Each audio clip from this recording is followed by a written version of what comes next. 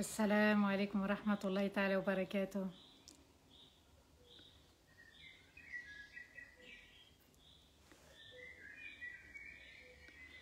وعليكم السلام ورحمة الله تعالى وبركاته.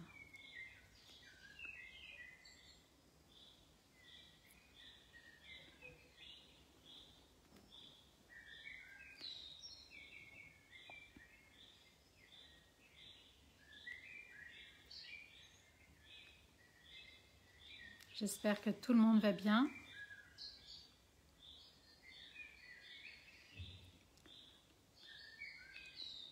Merci pour le son, barakallahu fikum.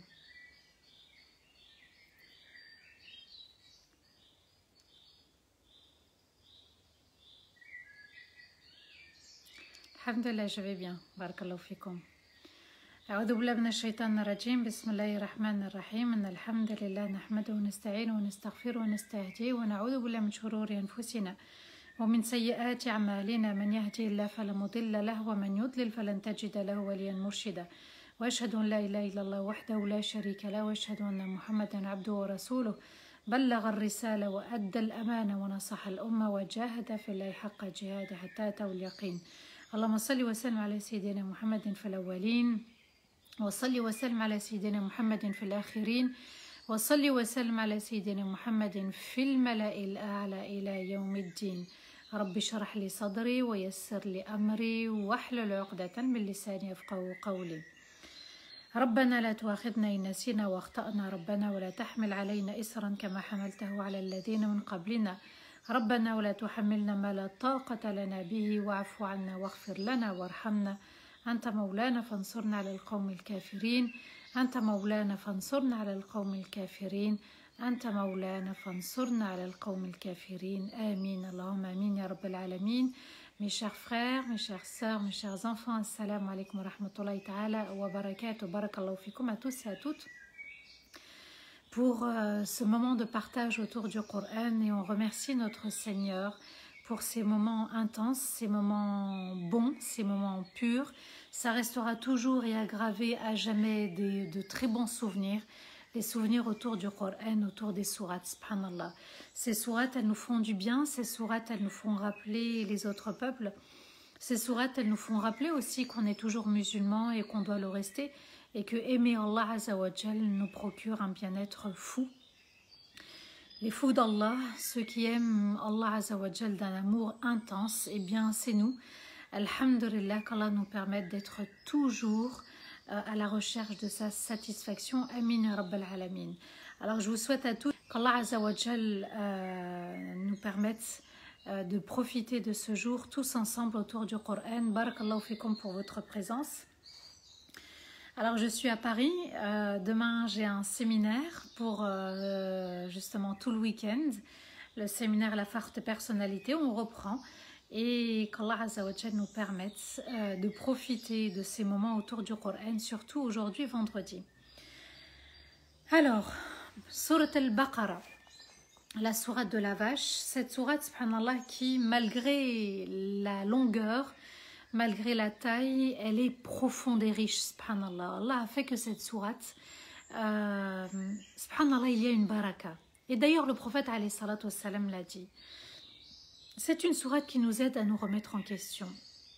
C'est une sourate, subhanallah, qui nous permet d'être proche de notre Seigneur à travers les histoires de ceux qui nous ont précédés, et de se dire, oui, il y a le feu rouge, il y a le feu vert, et qu'il faut vraiment faire attention, surtout quand le feu est orange.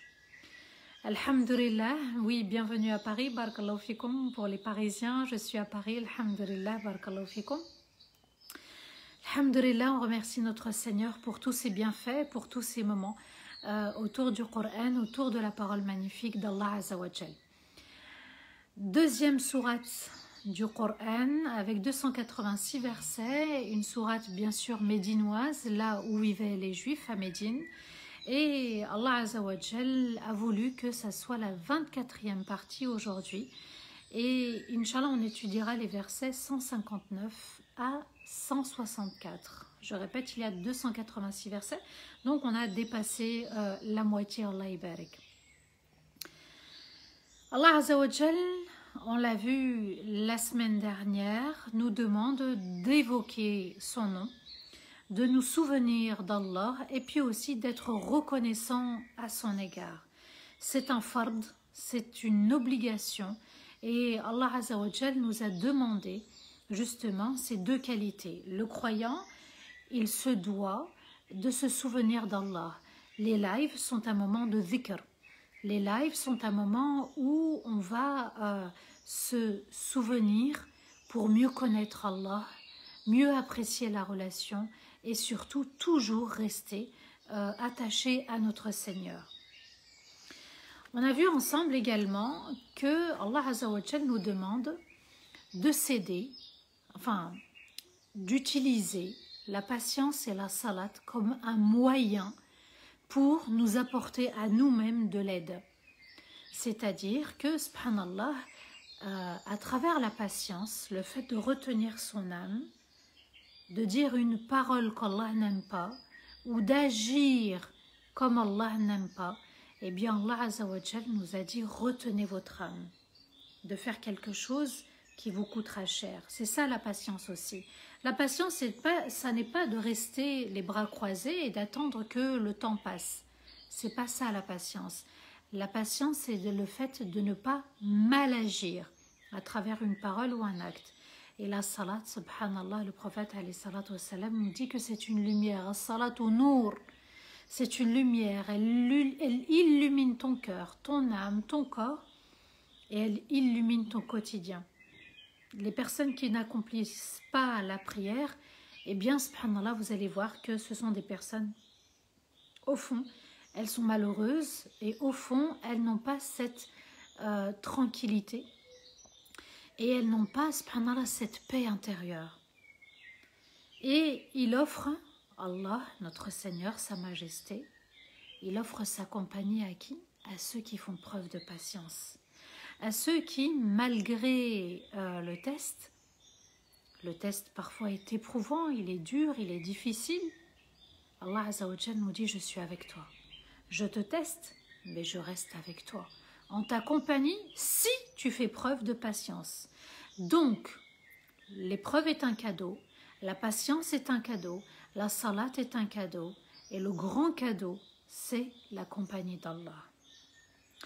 On a vu également que le martyr qui a été tué de manière injuste ou dans le combat, eh bien, il est toujours vivant.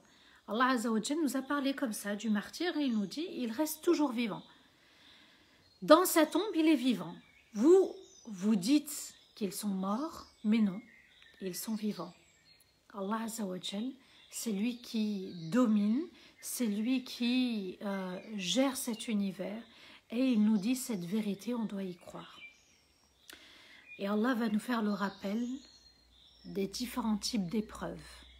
Il y a l'épreuve avec un peu de peur, un peu de faim, la diminution dans les biens, il y a aussi l'épreuve dans l'âme, et aussi les pertes agricoles. On avait expliqué un petit peu tout ça la dernière fois et de se dire que voilà, avoir peur dans la journée ou dans sa vie, c'est normal. Quand il y a un excès de peur, c'est là où c'est injuste. Parce qu'on a dépassé une limite. Et puis, avoir faim, c'est tout à fait normal. Le fait de jeûner, c'est un test. Et puis, de manquer aussi parfois, c'est aussi le test. Et Allah Azza wa Jal va diminuer dans les biens, il va aussi nous éprouver dans notre âme. La plus grande des pertes, ça n'est ni les biens, ça n'est ni la santé, ça n'est ni les enfants, ça n'est ni le conjoint, ni le travail, tout ce que vous voulez, c'est la foi. Et dans Surat al-Baqarah, c'est ce qu'on a vu à travers les Bani Israël. C'est ce qu'on a vu, subhanallah, à travers aussi An-Nasara et les Mécois et les hypocrites, de perdre sa foi.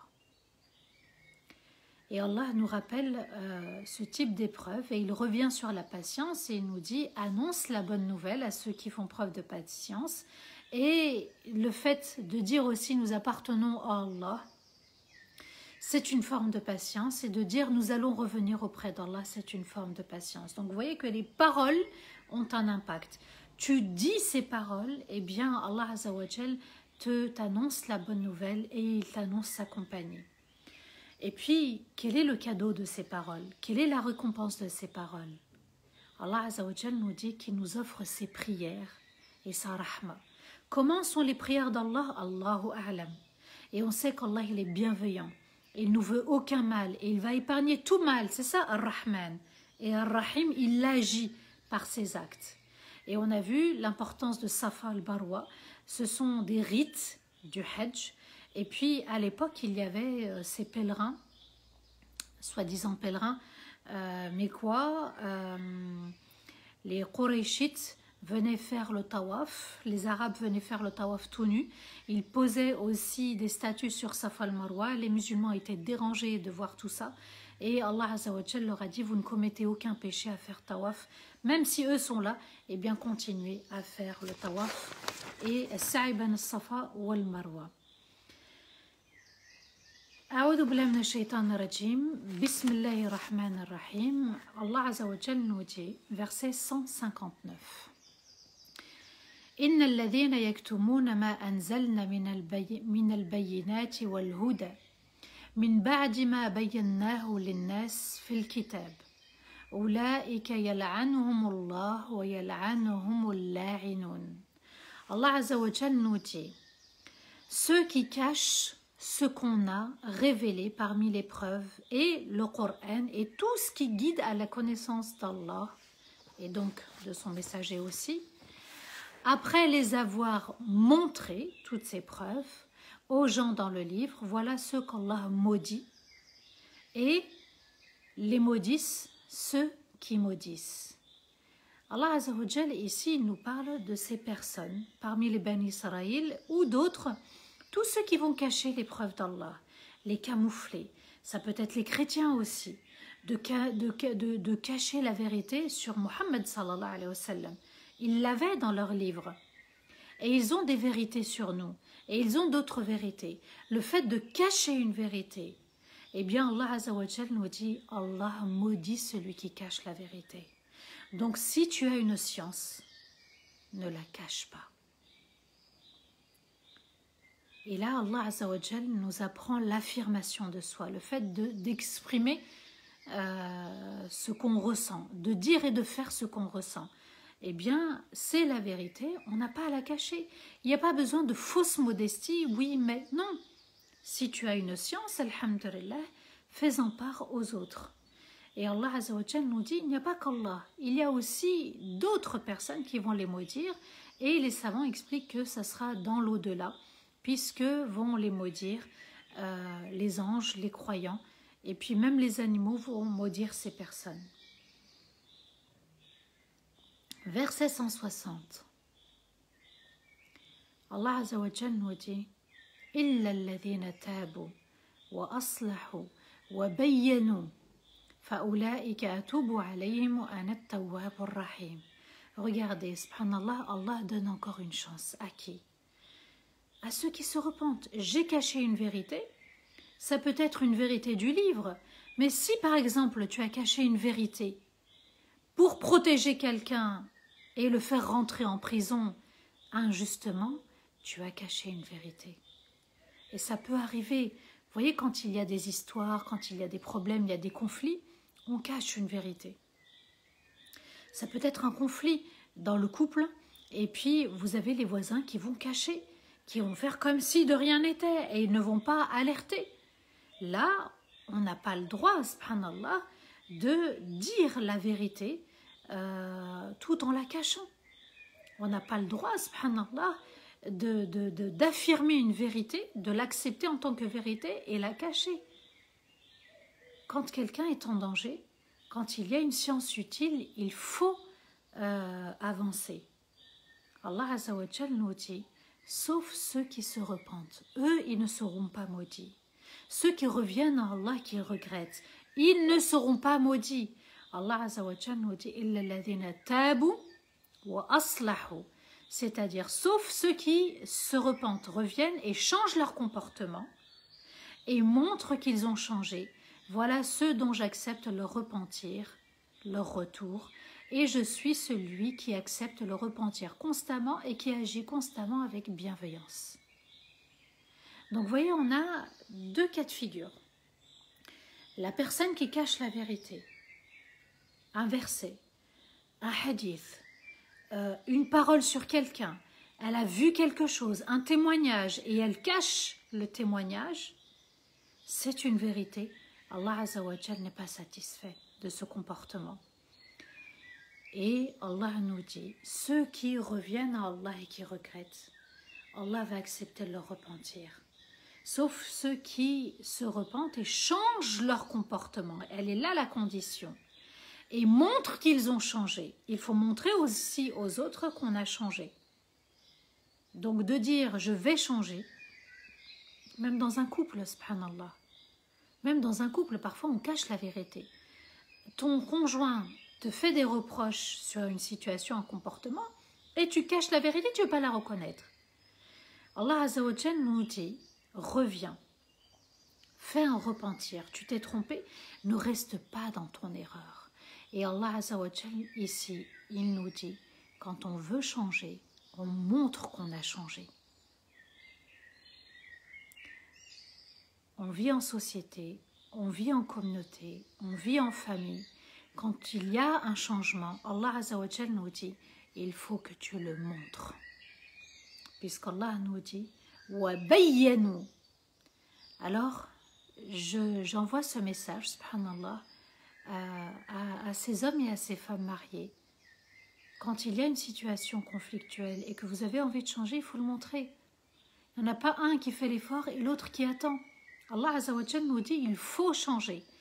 Et change leur comportement et montre qu'ils ont changé. Voilà ceux dont j'accepte le repentir. Là, oui, ces personnes-là, elles font partie de ceux qui seront agréés. Leur repentir, leur retour vers Allah sera accepté. Et je suis celui qui accepte le repentir constamment. Constamment, on va faire des erreurs. Et constamment, la porte d'Allah est ouverte. Et qui agit avec rahma. Il est ar-Rahim, il agit, il œuvre. Allah Azza wa Jal nous montre et nous donne et nous envoie sa rahma. Ici, il est important. Allah Azza wa Jal nous dit illa alladhina tabu. Il faut absolument changer.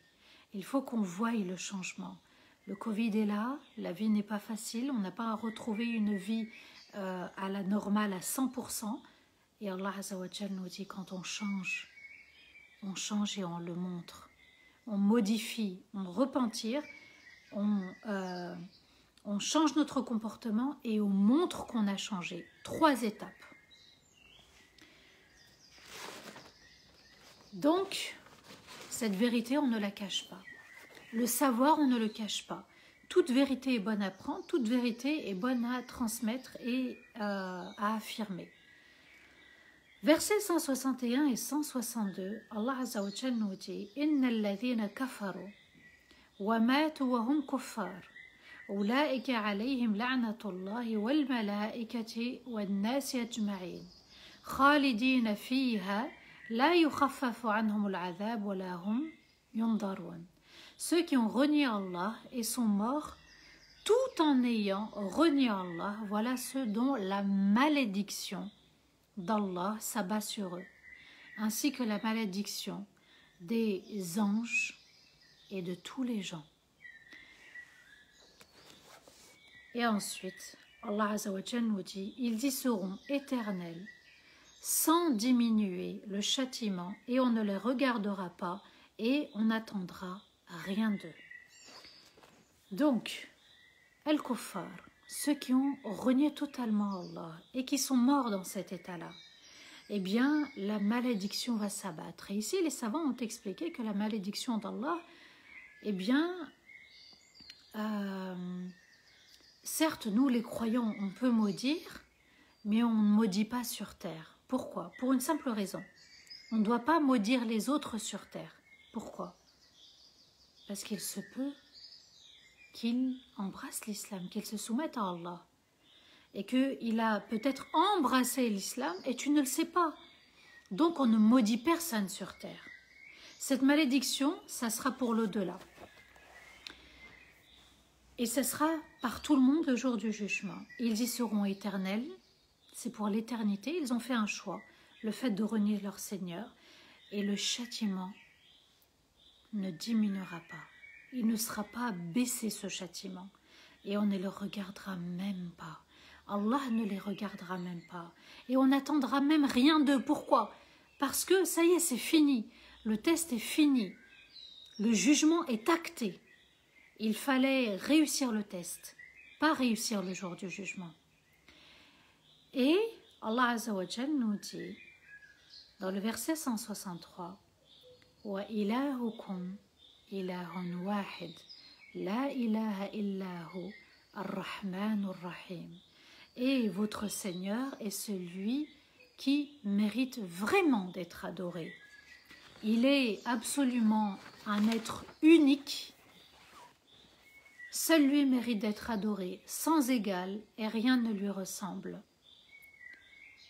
Il est l'extrêmement aimant et bienveillant dans ses actes. Allah Azza wa Jal, lorsqu'il nous parle maintenant du kufr et de l'enfer, il nous dit, subhanallah, que notre Seigneur est unique. Et c'est vrai, Allah est unique. Il est unique. C'est celui qui nous permet de vivre chaque jour. C'est celui qui nous permet de respirer, de pouvoir voir les couleurs, sentir, ressentir. C'est Allah Azza wa Jal qui guide notre corps, qui guide notre cœur pour fonctionner, notre ventre pour fonctionner, il est guidé. Le fait de marcher, on est guidé par Allah. Le fait d'entendre, les oreilles entendent par la grâce d'Allah Azza wa Jal. Et Allah nous dit qu'il est sans égal, il est exceptionnel, il est magnifique et parfait. C'est notre Seigneur. Alors si Allah est parfait, je ne dois pas délaisser les invocations, je dois y croire fermement. Il n'y a pas de doute dans les doigts. Ce n'est pas parce que je n'ai rien vu comme réponse qu'il n'y a pas eu de réponse. Allah est parfait. Quand il m'a créé, il m'a choisi. Quand il m'a choisi, il m'a aimé. Quand il m'a créé, il m'a aimé. Et Allah Azza wa Jal nous dit qu'il est sans égal. Rien ne lui ressemble. Mais absolument rien ne lui ressemble dans tout l'univers. Il est au-delà de nos pensées. Il est l'être unique. Et à nous d'avoir, subhanallah, une foi unique en l'unique. Et puis, le dernier verset, Allah Azza wa Jal nous dit, et ce verset, le prophète alayhi salatu wassalam a dit, malheur à celui qui l'écoute, qui l'entend, sans le méditer. Inna fi khalqis samawati wal ard wa ikhtilafil layli wan nahar wal fulki allati tajri fil bahri bima yanfa'u an-nas wa ma anzala Allahu minas sama'i min ma' فأحيا به الأرض بعد موتها وبث فيها من كل دابة وتصريف الرياح والسحاب المسخر بين السماء والأرض لآيات لقوم يعقلون. Il y a vraiment dans la création des cieux et de la terre et dans l'alternance du jour et de la nuit, et le navire qui vogue sur la mer, pour être utile, ce navire pour être utile aux gens, et ce qu'Allah a fait descendre comme eau pour faire revivre la terre après sa mort, sans que la même chose repousse, et il a répandu toutes sortes d'espèces qui marchent sur terre. Il a dispersé les vents. Allah a dispersé les vents. Et il a dispersé aussi les nuages soumis à Allah entre le ciel et la terre. Voilà des signes pour des gens qui raisonnent. Waylun. Le prophète alayhi salatu wassalam a dit, malheur à celui qui entend ce verset et ne le médite pas. Et ne réfléchit pas et ne le met pas en pratique. Je reprends. Allah Azza wa Jal va nous parler de certains éléments entre les cieux et la terre. Il nous dit, regardez, les cieux, les 7 cieux, le ciel, rien ne tient le ciel, et la terre, subhanallah, il y a la rotation et tout ce qui s'ensuit, et l'alternance du jour et de la nuit. Ça n'est pas quelque chose de banal, de simple. Il y a là, subhanallah, le pouvoir d'Allah. Il y a là l'intervention d'Allah. Il y a là la grandeur d'Allah. Ces signes doivent te rappeler qu'Allah est grand. Ces signes doivent te rappeler qu'Allah existe. Ces signes doivent te donner de la force et te dire, ah oui, moi quand j'invoque celui qui les a créés. J'invoque celui qui arrive, subhanallah, à faire passer le jour vers la nuit et la nuit vers le jour. Regardez quand le Fajr arrive. Regardez quand le Maghrib arrive. Et regardez, subhanallah, quand les nuages sont là, quand le vent sont là. Chacun a une fonction bien précise. Et chacun est soumis à Allah. On les voit, ils sont tous soumis à Allah. Mais bien sûr, l'être humain ne l'est pas. L'être humain, il l'oublie, subhanallah. Et Allah, il nous dit, même le bateau qui est sur la mer, Allahu Akbar, eh bien, est-ce que quelqu'un lui a appris à ce bateau, à cette chose? Est-ce que quelqu'un lui a appris à flotter sur l'eau? Est-ce que quelqu'un a appris au ciel ou à la terre, au jour ou à la nuit, de fonctionner comme ça? C'est le choix d'Allah. Tout agit selon l'ordre d'Allah. Et Allah veut qu'on crée du lien avec lui, qu'on soit convaincu. Al-yaqin, aynul yaqin, la preuve par les yeux. On le voit, et la preuve dans le cœur. Et Allah nous dit, ces bateaux, ils sont utiles. Parfois, pour transporter certaines marchandises, on ne peut pas le faire via l'avion ou via le train ou via une voiture. Non, il faut passer par le bateau. Et l'échange avec d'autres pays nous permet de les connaître, d'échanger des cultures, un art culinaire, et puis des langues. Et on se déplace, subhanallah. Et Allah Azza wa Jal nous dit aussi que même l'eau de la pluie, elle est magnifique. Elle descend, elle tombe. Elle est soumise à Allah, cette pluie. Et puis, elle va venir tomber sur la terre et faire revivre la terre après sa mort. C'est ce qu'Allah nous dit.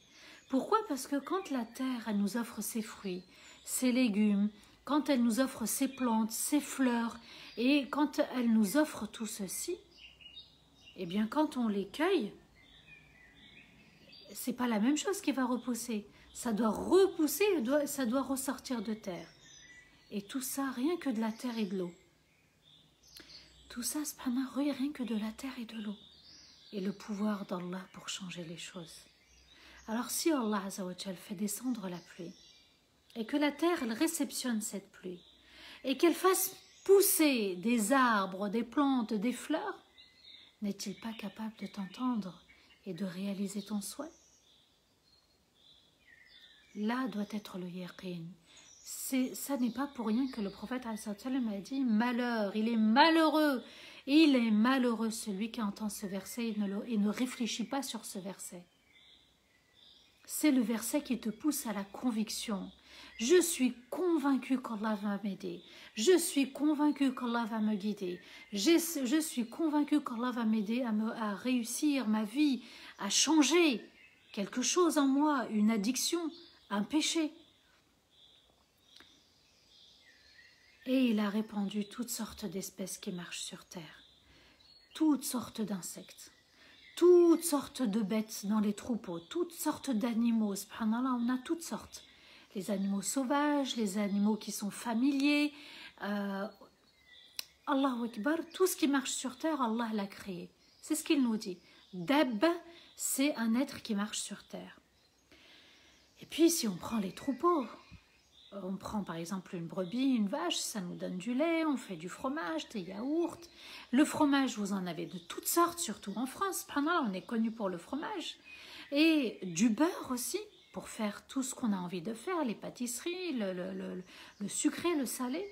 Et même les excréments des bêtes de troupeaux sont utiles.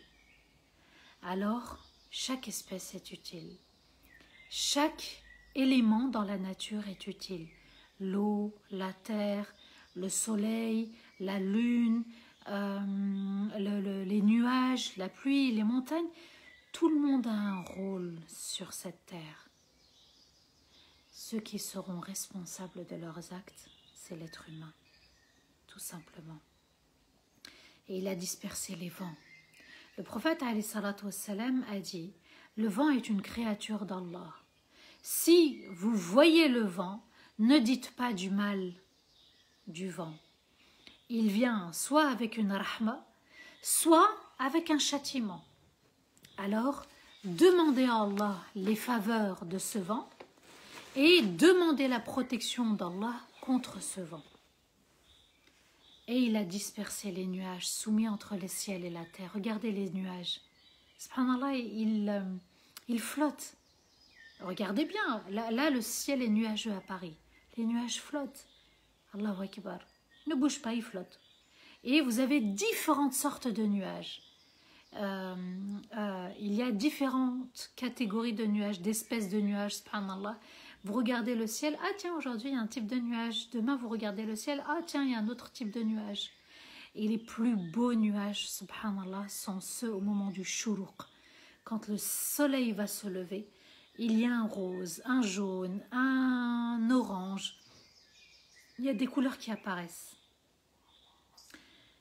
Et Allah Azza wa Jal nous dit qu'ils ne descendent qu'avec la permission d'Allah. Et puis les vents vont orienter ces nuages et des nuages va tomber la pluie. C'est-à-dire que chacun respecte l'autre. Chacun ne va pas plus vite que l'autre. Il y a tout un fonctionnement, il y a tout un système respecté par chacun. Et nous, on est dans la rivalité, pas dans la compétition. On veut évincer l'autre, on veut faire du... Eux, ils ne se font pas du mal, ils sont soumis à Allah. Tout simplement, Allahu Akbar. Voilà des signes pour des gens qui réfléchissent, qui raisonnent. L'aql, la raison saine, elle te dit, bien sûr Allah existe. Là où les savants se sont trompés, les savants, les scientifiques, les chercheurs, ils voient des signes, mais ils l'expliquent par autre chose.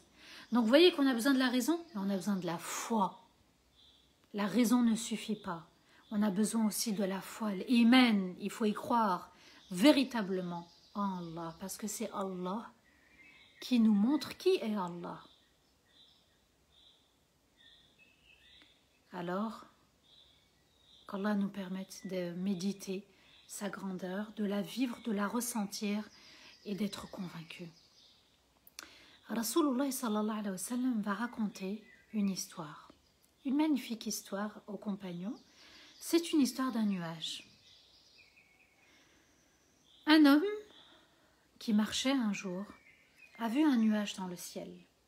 Je voulais vraiment faire le live à l'extérieur aujourd'hui pour que vous voyez un petit peu comment ça se passe, mais j'avais peur qu'il pleuve. Et je ne suis pas à la maison. Et il marchait et il a vu un nuage passer au-dessus de lui. Et il a même entendu une voix venant du nuage dire « Arrose la terre d'un tel, arrose le jardin d'un tel, arrose le champ d'un tel. » Alors l'homme va suivre le nuage. Il suit le nuage jusqu'à ce que le nuage s'arrête au-dessus du champ d'un homme, d'un autre homme. Et puis, il s'est dit, tiens, je vais aller savoir de qui on parle en fait, puisqu'il a entendu le prénom du propriétaire du champ. Il dit, tiens, je vais voir pourquoi on a parlé d'un tel et de son champ.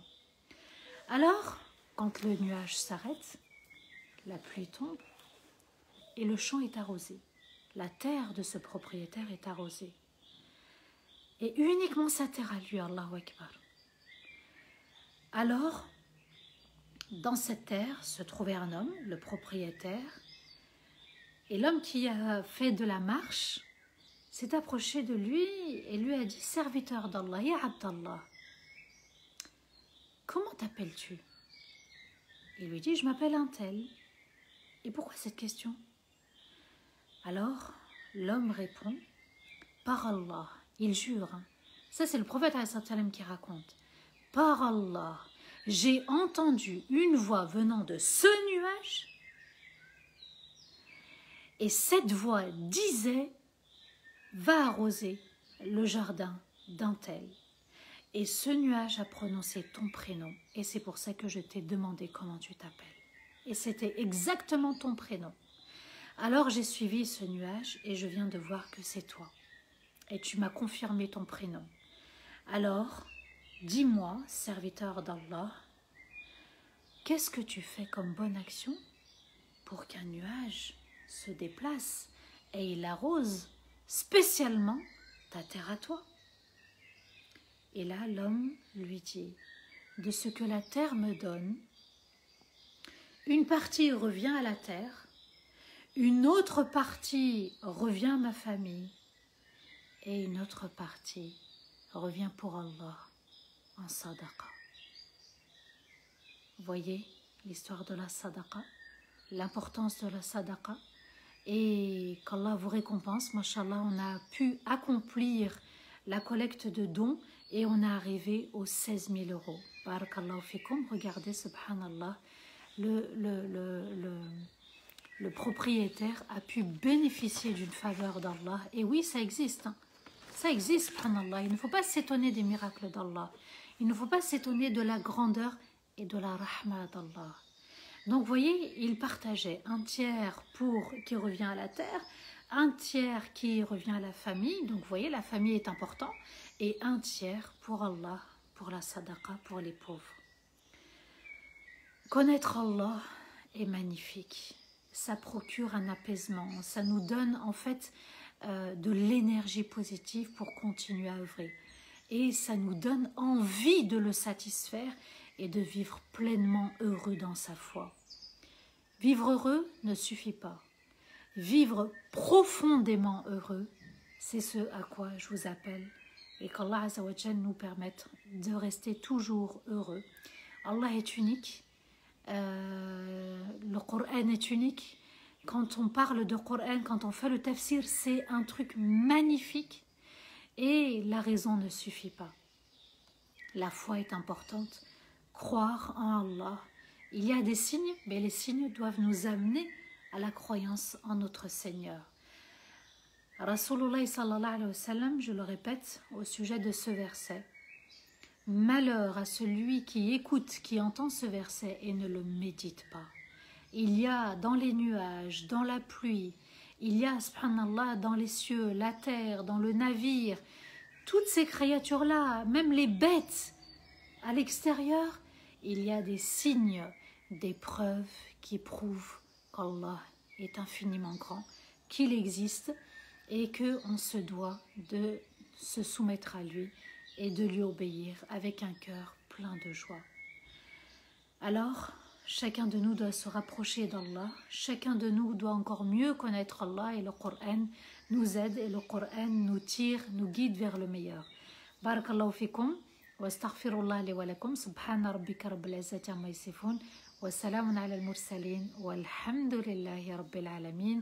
Amin, Allahumma amin. Barakallahu fikum pour votre écoute, pour votre attention et cette belle fidélité qu'on partage ensemble chaque vendredi, samedi et dimanche. Donc demain, je serai en séminaire et dimanche aussi. Donc je m'excuse. Je fais le live uniquement vendredi pour pas vous priver de live, tout simplement. Barakallahu fik, Layla, pour ton message. Samah, tu es unique, toi aussi. Et subhanallah, tout est magnifique avec Allah. Il faut juste regarder le verre à moitié plein et pas le verre à moitié vide. Mashallah. Merci pour vos commentaires, qu'Allah vous récompense infiniment. Amin, amin, amin, barakallahu fikum. Si vous avez des questions ou des commentaires au sujet des versets d'aujourd'hui, bismillah, n'hésitez pas, je les lirai. Moumou, merci ma soeur, barakallahu fik aussi. Hassan, barakallahu fik ouyak. Alors, c'est ce que maman fait de sa récolte et de son jardin. et son jardin, pardon, est toujours riche de bienfaits d'Allah. Mashallah, mashallah, mashallah, Allahu Akbar. Ça, c'est Bab Rayyan. Barakallahu fik, mashallah, regardez. Quand on donne une partie de ce qu'Allah nous a donné, Allah nous le rend. Et je vous assure que ça va revenir très vite dans le compte. Merci Bab Rayyan pour ton témoignage. Halima, barakallahu fik aussi. Amin, amin. Florine, Mariam, grâce à toi, ma sœur, je comprends mieux les versets d'Allah. J'attends chaque mercredi, vendredi, samedi et dimanche. Je t'embrasse très fort, Florine, barakallahu fik.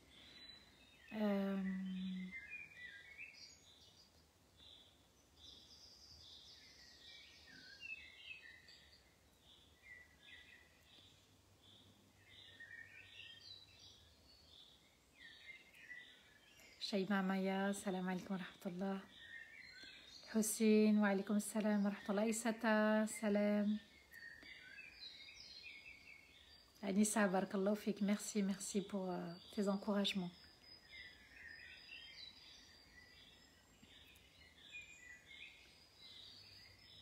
Fatiha, Nouza, barakallahu fik pour ton message aussi.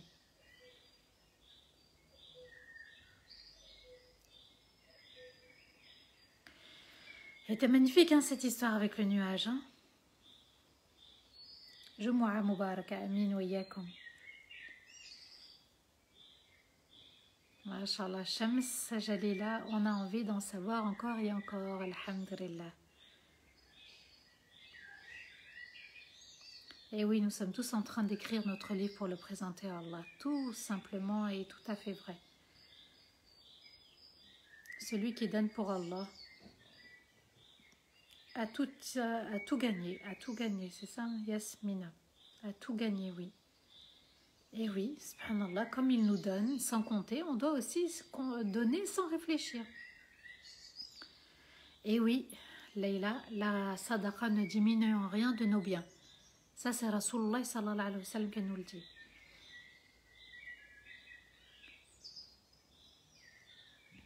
Magnifique les chants d'oiseaux. Barakallahu fikum, merci.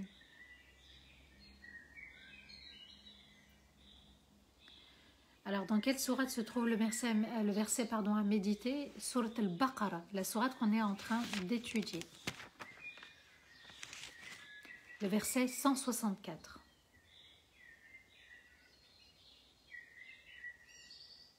Voilà. Et oui, on va tous réfléchir sur ce verset 164 de Sourate al-Baqarah.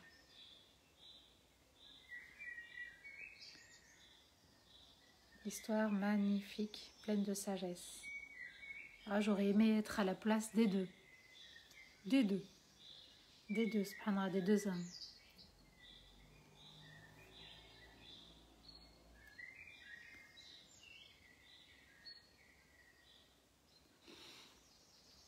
Voilà.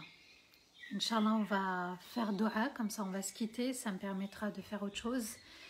Je dois préparer mon séminaire. Barakallahu fikum. Alors, c'est normal d'avoir peur de ne pas être sincère dans la sadaqa. La sincérité, c'est rapide. C'est je donne pour Allah. Ça y est, khlas, on n'y pense plus. Si on est perturbé, on renouvelle notre intention. C'est tout simple. Ma maman, à 89 ans, elle est toujours à l'aise. Allah prend soin d'elle. Mashallah, mashallah, mashallah. Qu'Allah lui permette de vivre encore plus heureuse. Aïsata, amin, amin, barakallahu fik, salam alaikum wa rahmatullah. أعوذ بالله من الشيطان الرجيم بسم الله الرحمن الرحيم اللهم صل وسلم على سيدنا محمد في الأولين وصل وسلم على سيدنا محمد في الآخرين وصل وسلم على سيدنا محمد في الملأ الأعلى إلى يوم الدين ربنا لا تؤاخذنا إن نسينا واخطأنا ربنا ولا تحمل علينا إصرا كما حملته على الذين من قبلنا ربنا ولا تحملنا ما لا طاقة لنا به واعف عنا واغفر لنا وارحمنا أنت مولانا فانصرنا على القوم الكافرين اللهم لا إله إلا أنت ولا حول ولا قوة إلا بك لا إله إلا الله الحليم الكريم سبحان الله رب العرش العظيم الحمد لله رب العالمين اللهم نسألك موجبات رحمتك وعزائم مغفرتك والغنيمة من كل بر والفوز بالجنة والنجاة من النار. آمين يا رب العالمين. اللهم إنا نسألك حبك وحب من يحبك وحب العمل الذي يقربنا إلى حبك وحب نبيك محمد صلى الله عليه وسلم. اللهم ربنا لا تؤاخذنا إن نسينا واخطأنا. يا رب اغفر لنا ذنوبنا، يا رب اغفر لنا خطايانا وإسرافنا في أمورنا كلها. اللهم هب لنا من أزواجنا وذرياتنا قرة أعين واجعلنا للمتقين إماما. ربنا هب لنا من أزواجنا وذرياتنا قرة أعين واجعلنا للمتقين إماما. ربنا هب لنا من أزواجنا وذرياتنا قرة أعين واجعلنا للمتقين إماما. اللهم لا حول ولا قوة إلا بك، اللهم لا حول ولا قوة إلا بك، اللهم لا حول ولا قوة إلا بك. اللهم أعنا على ذكرك وشكرك وحسن عبادتك. اللهم أعنا على ذكرك وشكرك وحسن عبادتك. اللهم أعنا على ذكرك وشكرك وحسن عبادتك. اللهم صل وسلم على سيدنا محمد وعلى آله وصحبه وسلم. اللهم صل وسلم على سيدنا محمد وعلى آله وصحبه وسلم. اللهم صل وسلم على سيدنا محمد وعلى آله وصحبه وسلم. اللهم صل وسلم على سيدنا محمد وعلى آله وصحبه وسلم. اللهم صل وسلم على سيدنا محمد وعلى آله وصحبه وسلم. اللهم ارحم والدينا ووالدي والدين وجميع المسلمين الأحياء منهم والميتين. اللهم تب علينا وزدنا ولا تنقصنا وعاتنا ولا تحرمنا. اللهم من كان مظلوما فانصره يا رب، من كان مظلوما فانصره يا رب، من كان مظلوما فانصره. اللهم أعن وانصر إخواننا وأخواتنا بالشام يا رحيم يا رحمن. اللهم أعن وانصر إخواننا وأخواتنا المظلومين في الشام يا رحيم يا رحمن. اللهم صل وسلم على سيدنا محمد في الأولين وصل وسلم على سيدنا محمد في الآخرين وصل وسلم على سيدنا محمد في الملأ الأعلى إلى يوم الدين. سبحان ربك رب العزة عما يصفون وسلام على المرسلين والحمد لله رب العالمين. آمين اللهم آمين يا رب العالمين. Je vous souhaite vraiment le meilleur à tous et à toutes. Qu'Allah vous comble, qu'Allah vous élève, qu'Allah vous donne, subhanallah, une meilleure compréhension du Coran et qu'Allah Azza wa Jalla apaise vos cœurs, amin ya rabbal alamin, et qu'il vous comble de tous ses bienfaits. Amin, je vous souhaite vraiment le meilleur. À mercredi, Inch'Allah, wassalamu alaikum wa rahmatullahi ta'ala wa barakatuh.